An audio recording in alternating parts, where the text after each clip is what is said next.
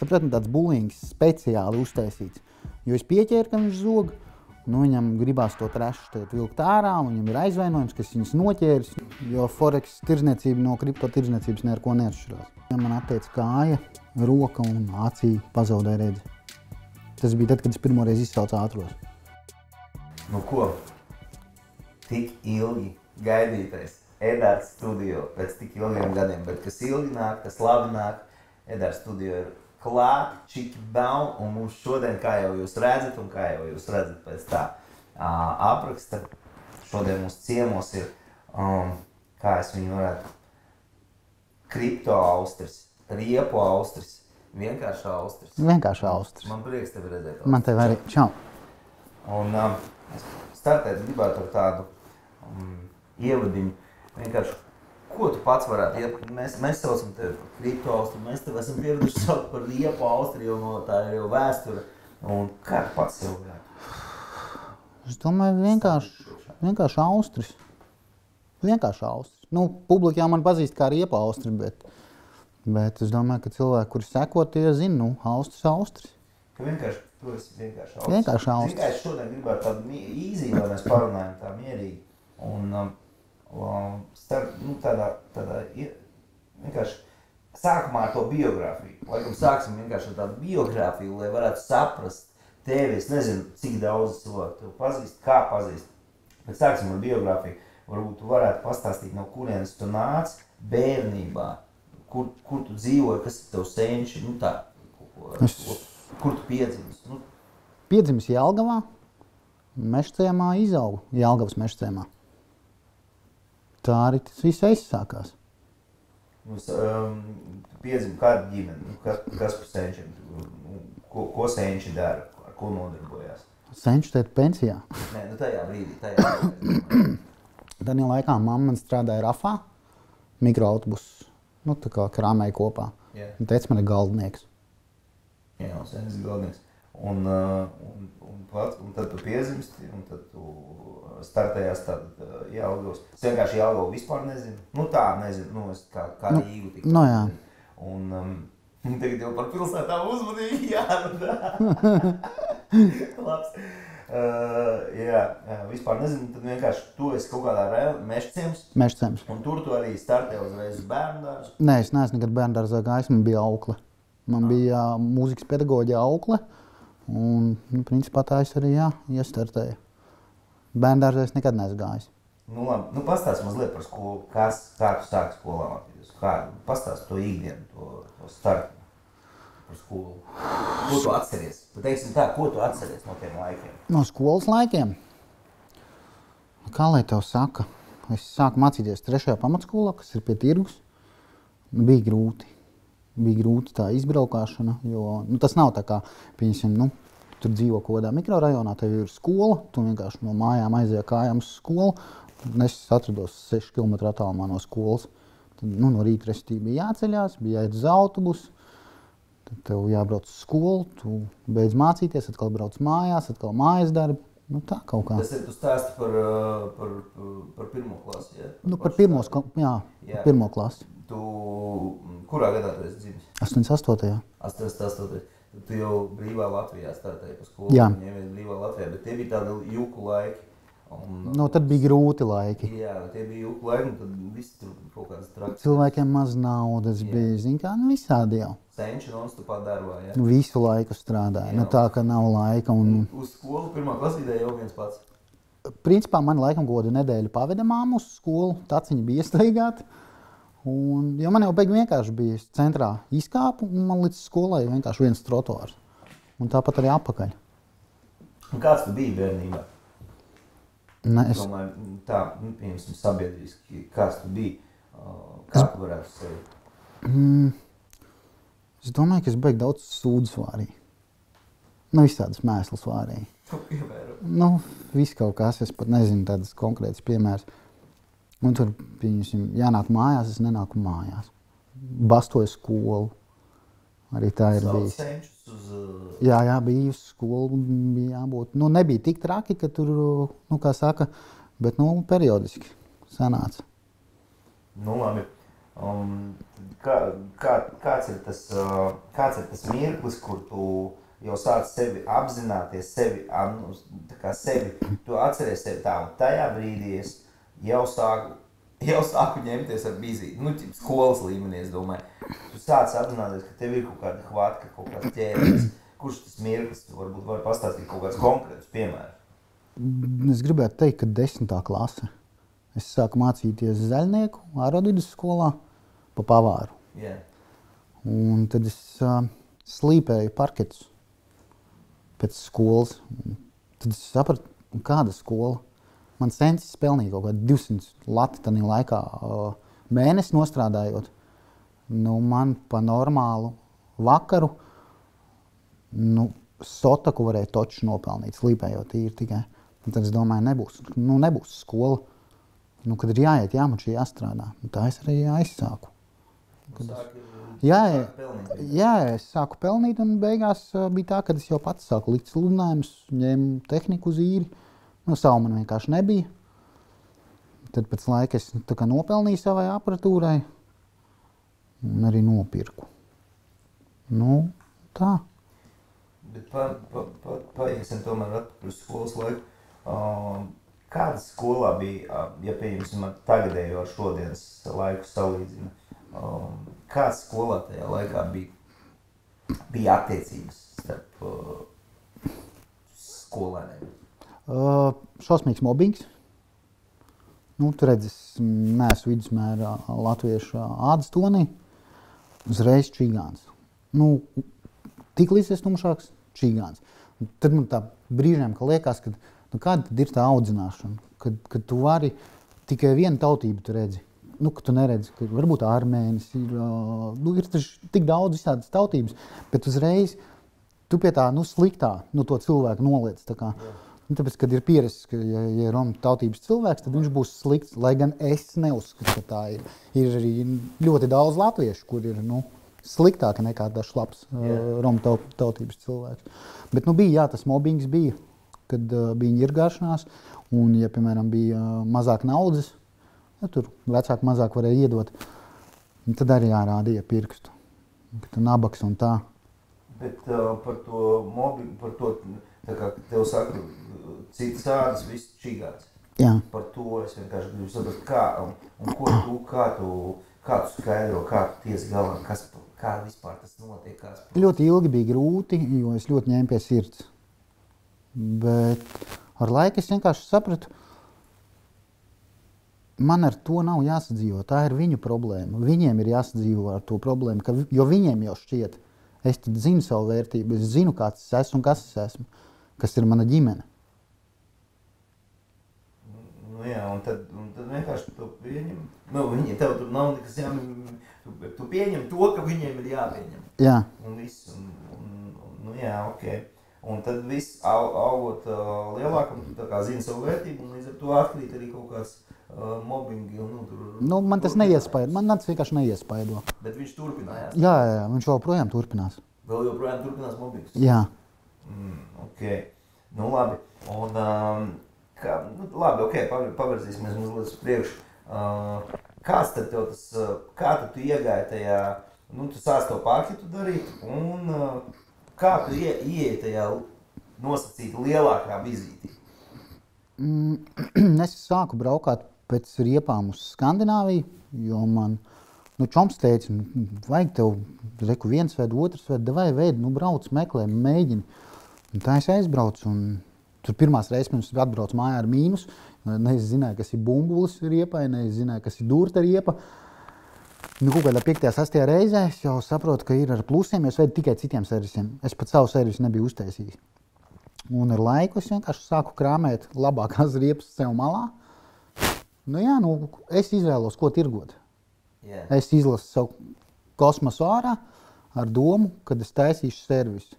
Palēnam sapirku aparatūru Zviedrijā. Un tā arī sāku. Sākumā vispār ar Dobelē bija servis. Es domāju, bļāviens, Jelgava, tāda riepu galvaspilsēta, riepu servis tik nenormāli daudz. Es domāju, nomukšu kaut kur stūrītī. Bet pēc gada tāpatās atbraucu uz Jelgavu un uztaisīju Jelgavā servisu. Un kāds notiek? zin kā tajā laikā bija, es varu vēl sijā, man ir uzņēmums vizītes un tā. Jā, tieši tāds arī notika. Bija vizītes, viss, nu, pieredze jau nekāda, saproti. Kad tu vari vaļā kaut ko pirmo reizi, tad tev gribās tā, tā kā pa šikolo, pa glauno. Pēc tam jau tu saproti, pilnīgi lieki. Iztērēta nauda. Kam tās vizītes vispār ir vajadzīgas? Nē, es atceros, taksī strādājis arī vizītes taksī. Man bija kaut kas mūzika taksī vai kaut kas tāds. Nē. Mēs nonākam pie viena momenta, ka, kā tu kļūsti atpazīstams. Es izšķīros. No kā tu izšķīros? Es biju attiecībās, un es izšķīros, un es domāju, bļāviens, jātais ir kaut kāds savs kontents. Es sapratu, ka tas būs noteikti humors. Kāds laiks tas bija? 2016. gads sākot no. Tad jau līdz tam, un tad līdz tam tu vienkārši, tev bija servis, un tas bija vienīgais tavs biznes. Un principā vienīgā tava nodarbība. Jā. Tu ņēmies vienkārši ar riepām. Jā, es vedu no Norvēģijas, Zviedrijas un ņēmos pa servisu tirgoju. Tas bija līdz tavai popularitātei. Jā.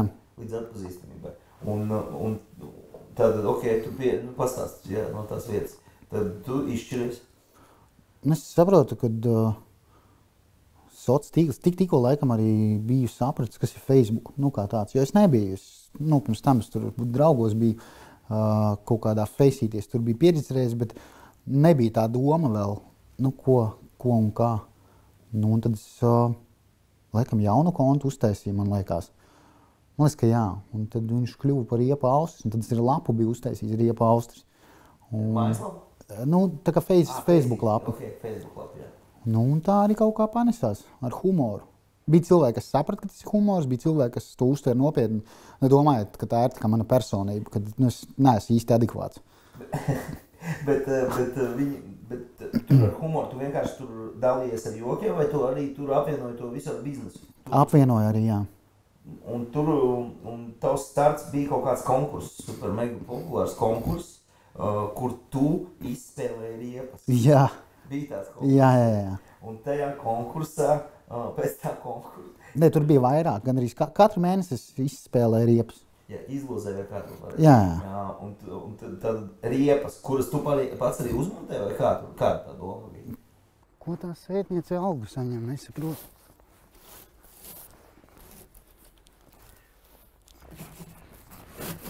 Teorētiski jā. Bet varēja arī atbraukt cilvēks un vienkārši paņemt. Varbūt viņam ir labas riepas, viņš varēja paņemt riepas priekš seviem un viss. Jā. Un tur bija kaut kāda lēdija, kura paņēma riepas. Un pēc tam brauc un kaut kāds sākās kipri, ka tās ir vissliktākās, kur viņi nopirka kaut kas noplīs. Jā. Pastāst par to situāciju. Situācija tur bija ļoti vienkārši. Viņi bija profesionāli konkursu spēlētāji. Jā. Un reāli riepas nebija vainīgas. Viņa to riepu pārdūra un nobrauca ar mīkstu. Bet bez tabū mani uztaisīja tā kā slikto zēnu. Nosauca sievieti par šmāru, nodzer purnu un vēl nesko. Es pateicu taisnību. Jo man tur pazīstams čoms ar viņu devu virsū. Un tad tā pēc mēneša, kad Rodžis zvana un prasa, lai dod viņai priekš aborta naudu. Tas čoms, ka Rodžis es vēl to stāstu nezināju, to es tikai pēc tam uzzināju. Un viņš viņai saka, viņa bija galīgi piemetusies. Un viņš saka, nezināja, ka no dirsājāšanas kāda stāvoklī var būt palikusi. Un viss vairāk naudu nevajadzēja. Meloja. Tātad meloja. Jā. Ok. Labs. Labi, un tad bez tabū, un tas ir moments, kur tu tiešām kļūsti arī populārs, bet tava slāva, viņa nav viennozīmīga. Viņa nav laba. Viņa ir tāda. Krustojās. Un tas laiks par skolu, tur tas movies, un tas movies vēl pastiprināts šeit, šitādā momentā. Un mēs tad īstenībā tajā laikā, apmēram tajā laikā tu iepazīsti pats tu, es domāju, tu personīgi. Nē, Edāra TV es sāku 18. gadā. Pats skatīties? Jā. Nē, es domāju, skatīties. Skatīties, kad 17. varēja būt. Kas bija pirmais, ko tu ieraudzīji? Ko tu atceries? Vispār, ko tu atceries pirmo? intervijas mašīnā pie Edgara. To atceries. Jā. Es domāju, no Edgaram tas bija jau tās intervijas mašīnā, bet bija vēl Edgars visādi. To nebija tad redzēts. Es nekad YouTube tādas neskatījos. Es biju tikai aizņemts vecīt. Tā ir tā tava pirmā iepazīšana. Jā. Jā. Un tad tu kā eksperts nonāc vienā lielā projektā, kas saucās Edgars būs. Pastāst par to, kā tas notika, kāda ienāca tajā projektā. Es pat nezinu, kas man uzaicināja, vai no Edgars Aivars vai Artūrs Lupinskis. Es tiešām neatceros, kurš. Man liekas, ka Edgars Aivars. Bet kāda bija tā doma? Kas notika? Doma bija veidot man tā kā, tēlu tai filmā. Es tur kā, servis īpašnieks. Līdz ar to es tā kā, saprotu no automašīnām. Tas ir iemesls, kāpēc es tādā filmā esmu. Un kā tev patika? Kas ir tādi lielākie plusi tam visam procesam? Es domāju, procesam jau cilvēki iepazīna. Cilvēkiem ļoti patīk, Edgars būs. Jā, viss. Kas ir tas, kas tev tur patīk? Kas ir tas, kā tu domā, kas ir tas, kas strādā? Manā skatījumā pats projekts ir foršs. Viņš liekas kā never ending story. Kad tas ir vienkārši nebeidzamais projekts. Bet ir interesanti, un katra epizode ir kaut ko ir atšķirīga, un viņa paņem. Labi. Kas tur notika? Tur bija vēl pirms tā Edgars būs, cik es saprotu, tev bija kaut kāds fights, tev kāds iekaustīja. Jā. Tā situācija, man viņa ir mīglātīta vispār. Es jau tad biju slims. Labi, tur mēs vēl nonāksim. Bet kas notika ar to? Arī tas pats bulīngs. Nedēļu katru dienu pie mana video, tas konkrētais personāžs. Jā. Katru dienu visādus pretīgus komentārus rakstīja. Un es vienkārši vienā dienā neizturēju. Man noriebās. Un es atbildēju.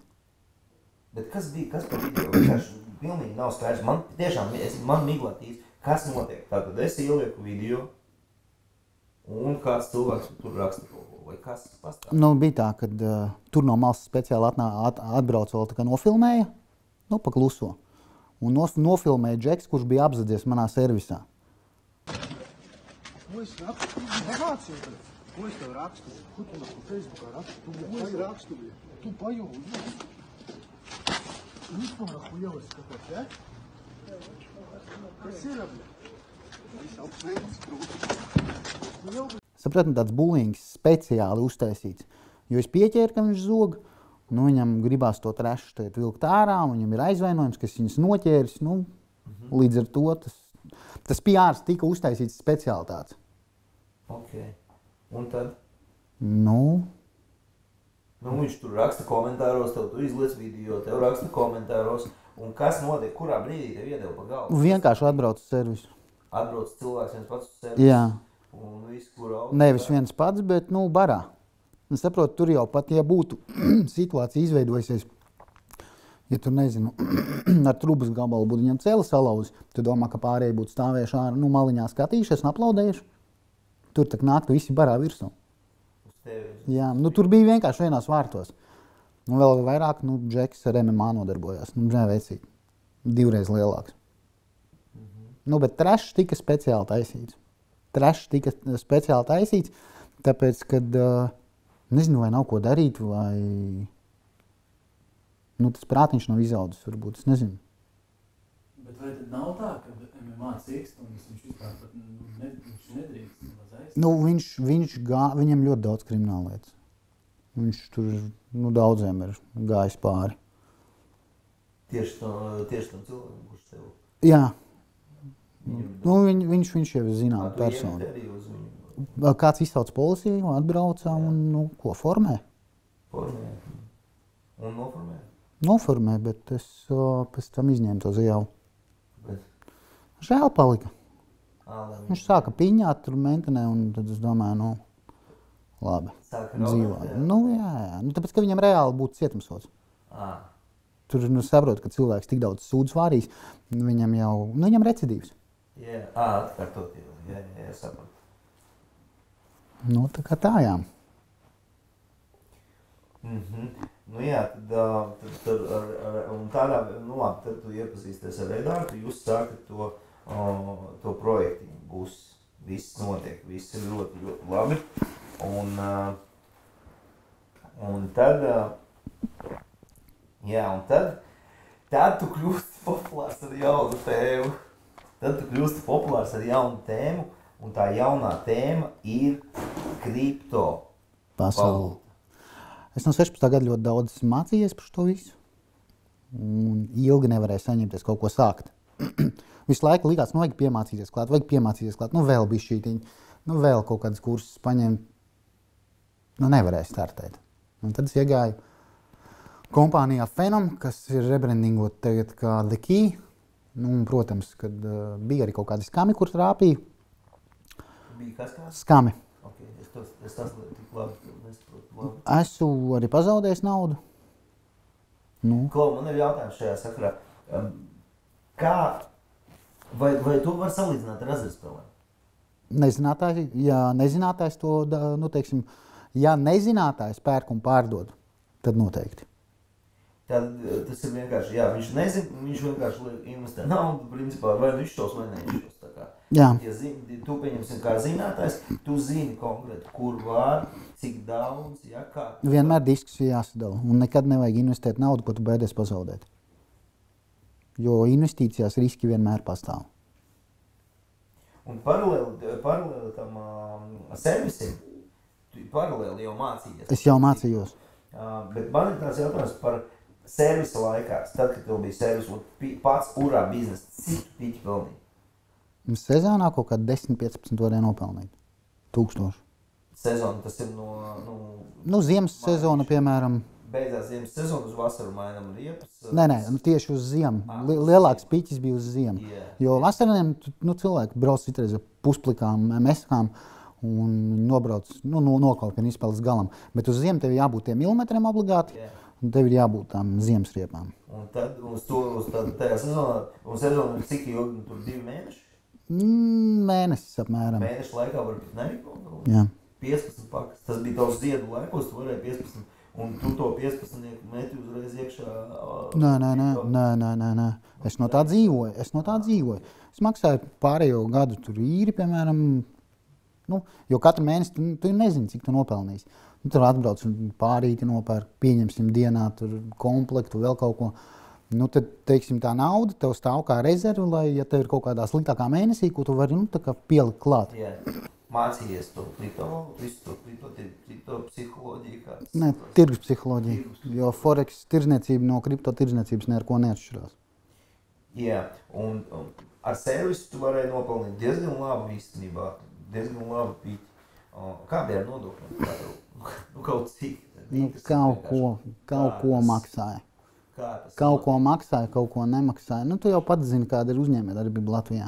Es biju dzirdējis, ka es pats neesmu tāds uzņēmējs. Es biju dzirdējis, ka uzņēmējs saka, ja es būtu tiešām tādiem miljonu apgrozījumiem jau lielie, ja es būtu maksājis visus nodokļus, viss slikti. Nekad nebūtu. Nē. Nodokļu sloks ir pārāk liels Latvijā, manā skatījumā. Tad tev nebija šāds maksāt visu. Nē. Tad tie servisi kaut kā tā arī cīnās. Es biju mazs servis. 3 boksi, kas tas ir, tas nav nekas. 3 boksi? 3 pacēlās? Nē, 1 pacēlās. Jā. Un viena tā, tās riepas, kur šaudās. Viena tā štēla. Tā vējā. Jā. Montējamies, balansējamies. Kompresors. Labi, tagad iecertīšu tikai pastāstīt, jūs baigi nopietni esat. Pastāstīt varbūt mazliet par darbu, būs kāda epizode, kur jūs vairāk atceries. Jo es, piemēram, atceros to momentu, kad tu ar stroķi brauci pie Dobeli vai kur tur pakaļ. Tā naudai. Tagad jau 4. būs krāpnieks. Es teicu, tūlīt mēs uz Grants ceļā esam uzbraukuši. Lai mazgā dubs, gaida ciemos. Un, tad mēs atbraucām apakaļ un pie mājas mani gaida vesela policija un ar grupu. Un jautājums, kur ir ierocis Austri. Man jau ir izprintēts lapas, kur man stroķis bija, pielikts pie galvas. Un kas ko, un es saku, Nezinu kāds ierocis. Iedeva man spēļu pistolīti. Tā jau nebija, tas jau nebija īsts ierocis. Jā, un viņi neko nezina? Viņi neatrada, es viņu kā pastumu zem priekšējā beņķa, un Edžis viņu noslēpa un atsūtīja lokāciju man. Es viņam saku, neejam iekšā. Apstīsimies, kur ir tas stroķis. Saka, atradīsiet ejam. Viņš saprata, ka viņš neko tur neatradīs, un būs jāraksta paskaidrojums, jābrauc uz policiju. Es saku, braucam. Beigās viņš tā padomāja. Ai, nē, tepat uzrakstīs. Viņš teica, Es atceros, mēs braucam, tad doju te kaut kur mežā pie kaut kāda koka. pie eglas. Bet tu saproti, ja tas būtu kaut kāds, Māris no Preļiem, viņš varētu tā kalaši šaudīties, pļavā. Yeah. Un neviens pakaļ nedziedātu. Un te Austas vienkārši ieliek bildi, viss klāt, čotka. Ļoti interesanti, kāds ir iemesls izslēgt komentāru. Lai skatās tos manas video un skrāpē ekrānu un nevar neko uzkakāt. Vienkārši, lai viņš to nepatīk, skrulē tālāk. Tu gribi vienkārši tam cilvēkam sodīt tos cilvēkus, kuri grib tev uzrakstīt kaut kādas vērtīgas. Jo zin kā, kad visādi no-name, viņam nav ne savas bildes, neko, un viņš visu jau ir izčekojis. Vai es māju jumtu var uzlikt vai nevar uzlikt, ka man nodokļu parāds ir bijis uzņēmumam vēl neskats, kad iet un žurkojās, liena meklē. Ja normāls cilvēks tā darīs. Tev, tu ietu kādam kaut ko rakstīt, ja tu neko labu nevar uzrakstīt. Es ja nevaru neko labu uzrakstīt, es klusēju. Tad tu domā tā reakcija, tā reakcija, jo tā ir kaut kādā ziņā arī reakcija. Jā. Uz to, ka... Vienaldzīgus es nevienu nevaru atstāt. Jo būs vienmēr labie un būs arī sliktie komentāri. Ja būtu vienalga, tad pie maniem video būtu tur 3 laiki, nevis 700, piemēram, vai 600, vai 2000. Vai tad, kad es enziņu, piemēram, uzliemēju uz merša, tur 10 000 laiku vispār, tā ka... Jā, tad ir kaut kādas lietas, kur tu arī dari priekš Skype, Pārsvarā tas viss ir sarunāts. Es nedaru, lai pazemotu vai kaut ko tam līdzīgi, noteikti nē. Pārsvarā tu esi jau vienojies par kaut kādām, darbībām. Kādām rīcībām. Jā. Tu varētu kādu aizskart, tu esi vienojies. Jā. Bet... Ko tu ieteiktu, piemēram, tiem cilvēkiem, kas tu grib uzrakstīt to komentāru? Nekad tu nevari zināt, kā dzīve pagriezīsies. Jo var nākt arī atpakaļ taču. Tas tavs komentārs. Dzīve ir izspēlēt tādu situāciju, kad tev nāk apakaļ tavs komentārs, ka tev kaut ko vajag savēdzēties no manis. Mašīna pa ceļam uz ielas salūz, vienalga kas. Es braucu garām, es vienmēr apturu. Ja es redzu, kādam salūzas mašīna, es nepabraukšu garām. Bet, es domāju, ka tam cilvēkam noteikti būs kauns tajā brīdī, kad viņš zinās, ko viņš ir rakstījis, un tagad viņam ir vajadzīga mana palīdzība. Bet atkal audzināšana, vai viņš to sapratīs, vai viņš to nesapratīs. Runājot par to vēl ielienot tajā čīgāns, viņi saka, čīgāns viss, ko tu vari pateikt par to tieši, ko tu vari atbildēt tiem cilvēkiem, kur tā saka? Parādiet man tīru latvieti. Parādiet man tīru latvieti, pēc tik daudz kariem, kas ir gājuši pāri. Tīra nav. Vispār nav. Neviens nevar būt drošs kara laikā, kad nāca pāri armijnieki, ka varbūt tur vecmāma, tur nebija variantu. Viņai draudēja, un tad viņai bija jāguļ, un varbūt viņai piedzima arī tur ārlaulībā bērns, saprot domu. Jā, saprot. Tādā ziņā tu jau nenoliec, ka kaut kas, ka visiem ir kaut kādas asins, kaut kur kaut kāds pieeja. Jā. Jā, ok. Bet tad Austri, tu vari tagad atzīties, pateikt, jā. Ko tad? Es esmu čīgāns. Es neesmu čīgāns. Paskaties, kā drāmas. Es neesmu čīgāns. Mani rādi vispār nāk no Vladivostokas. Kur tā ir? Kur tas ir? Austrumkrievija. Pie Ķīnas robežas. Bet tomēr tu kaut kādā ziņā pieļāvi domu, ka vispār jau viss latviešiem ir gājuši pār, ko jūs gribat. Tādā ziņā jā. Tur es biju jau domājis. Bet atkal, iet un ar katru kauties komentāros skaidrot, ne visi sapratīs. Ne visiem būs attīstības līmenis tāds, vai pat vēlme ieklausīties, jo tas mobbings viņam, viņš, es nezinu, bari instinkts un Nu, reti, kurš, teiksim, novērtē kaut kādas lietas. Ir vairāk. Reti, kurš novērtē kaut kādas lietas. Es ātri ieliku tomēr mazliet politikā, jo tas ir skāris tavu dzīvi un tavu karjeru arī. Pastāsti man, kādā veidā un kāda vispār bija doma, ka tu kandidēji uz deputātu Jelgavā. Jā. Uz deputātu amatu. Apvienībai pārteica, ko mēs darīsim, ja Riepu Austris tiks iekšā domē. Kā tā ideja radās? Kas to kandidēja vispār? Kāds vietas? Tā doma ir tāda, ka Jelgava ir šausmīgi nesakārtota. Pagalmi, visi neizbraucami, bedres. Tu pats saproti, cik politika ir netīra spēle. Jā, labi, ok. Par politiku ir netīra spēle, es tam piekrītu. Kā tev radās ideja iet netīrajā spēlē? Es domāju, ka es gribu kaut ko mainīt. Es arī būtu ticis, bet man drošības dienas izdzies gan profilu Riepu Austris, TikTok kontu ar 26,000 sekotāju un lapu Riepu Austris ar 46,000 sekotāju. Tas nav joks. Nē. Tev bija izdzēsti visi, tu sāk kandidēt uzreiz? Instagramu arī mēģināja, bet Instagramu viņam neizdevās. Nezinu, kāpēc. Tas vienkārši viss notika nedēļas laikā. Un visam tajā brīdī, ko tu izlēmi? Es izlēmu, ja es netieku, tad dzīvojiet savām bedrēm. Tad es jau biju principā iekāpis pirmajā projektā, un es dzīvoju no Sintex dividendēm. No Sintex dividendēm? Jā.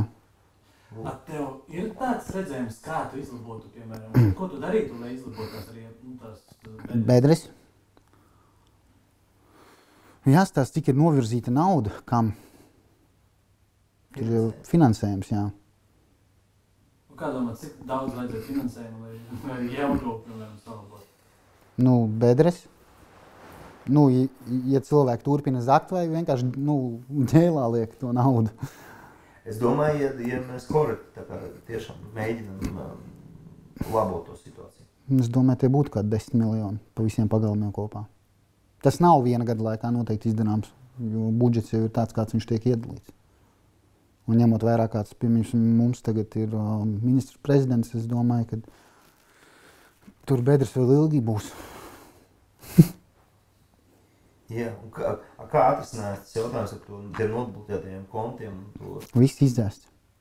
Viss nekas nav atrisinājās, vienkārši viss pazuda. Vienkārši pazuda. Tieši tā, tu zināši tādu? Jā, par TikToku zināju. Par Riepu Austris šeit zināju, pa Faceīti.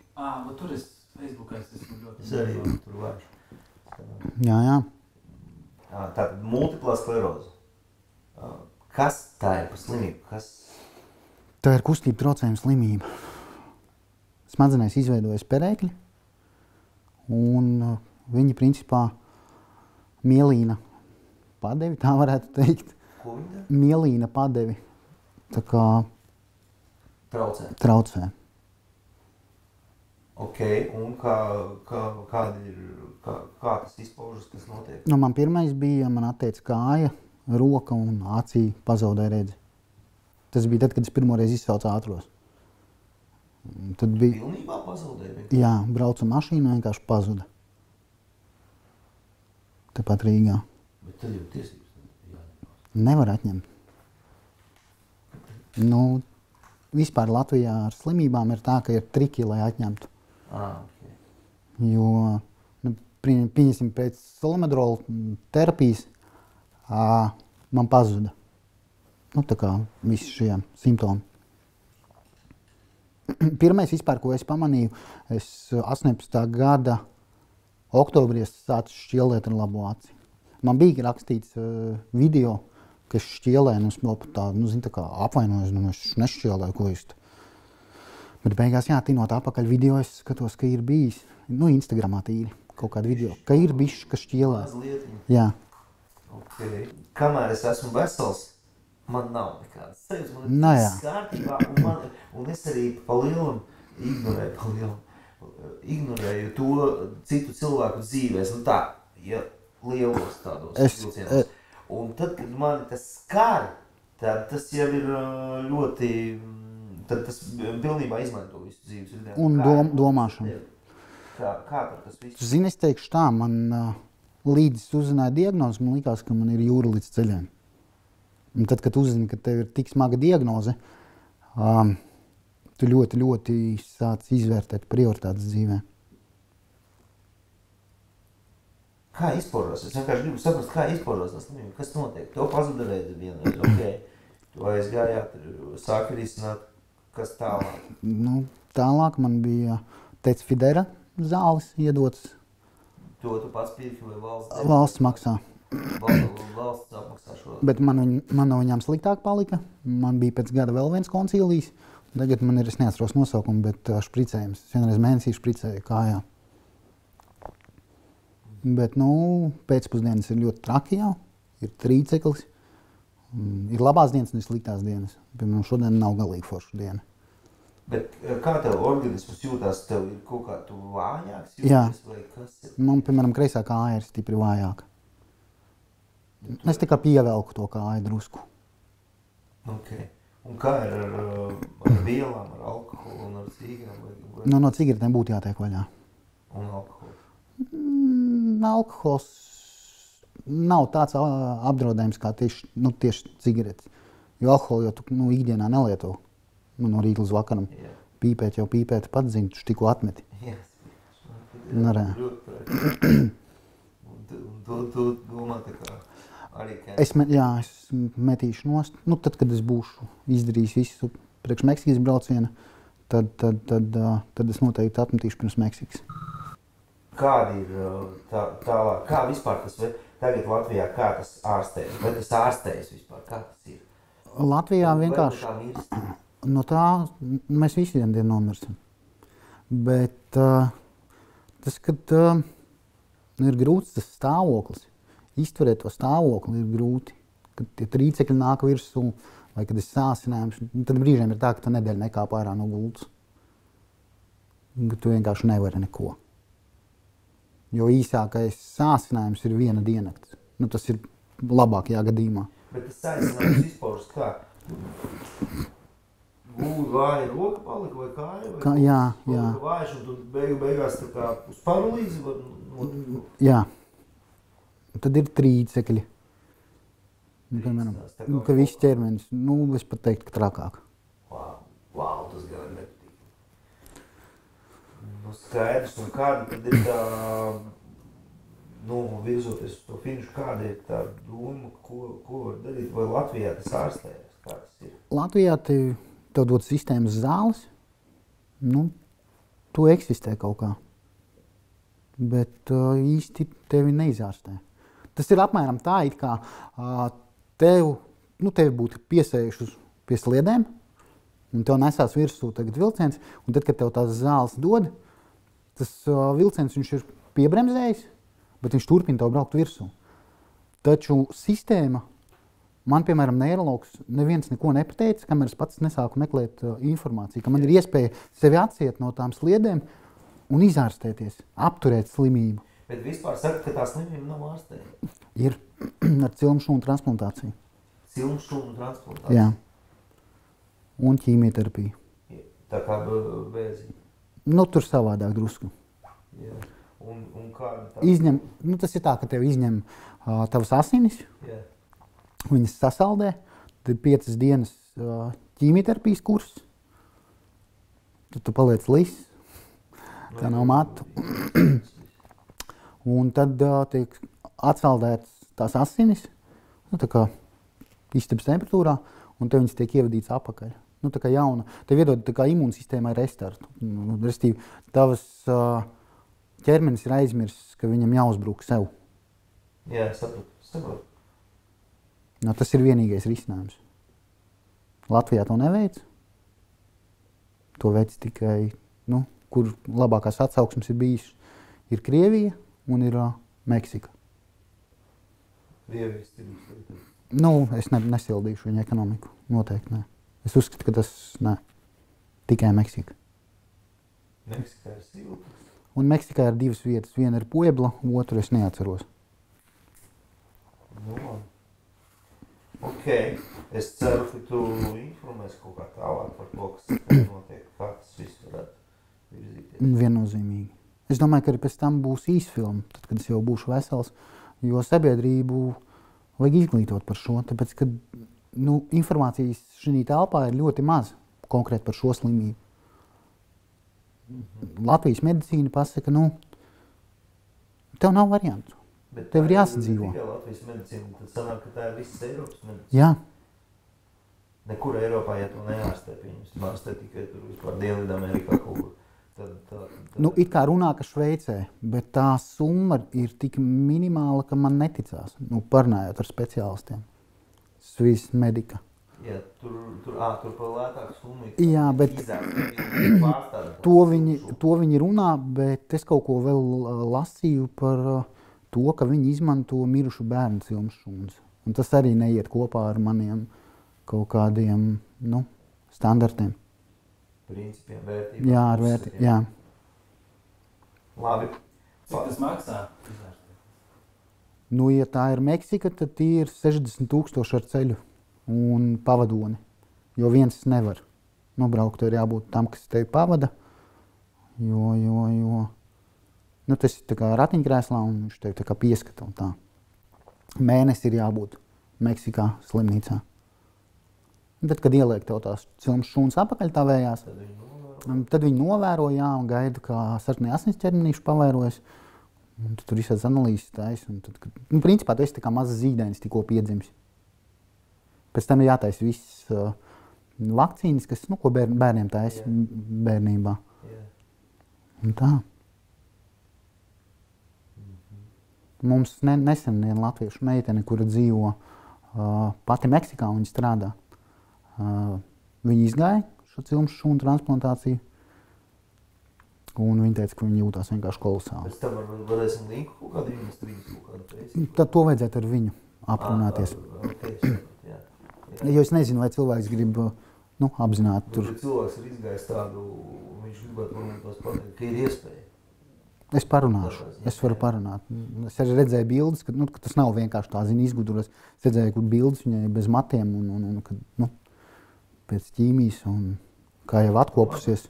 Es to domu sapratu. Nobeidzot, es vispār gribētu tā kā uzdot tev mūsu standarta jautājumus. Vienkārši tādus. Droši. Jā. Tu ieskatos tādiem īstiem. Jā.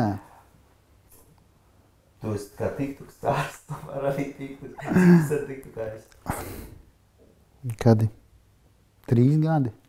3 gadi tu jau esi TikTok.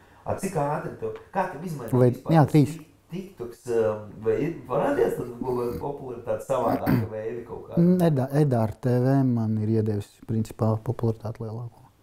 Bija arī cilvēki, kas man sekoja pirms tam Riepa Austrim un arī TikTokā, jo man nav noteikts kaut kāds trends pēc kājas. Es pēc garstāvokļa.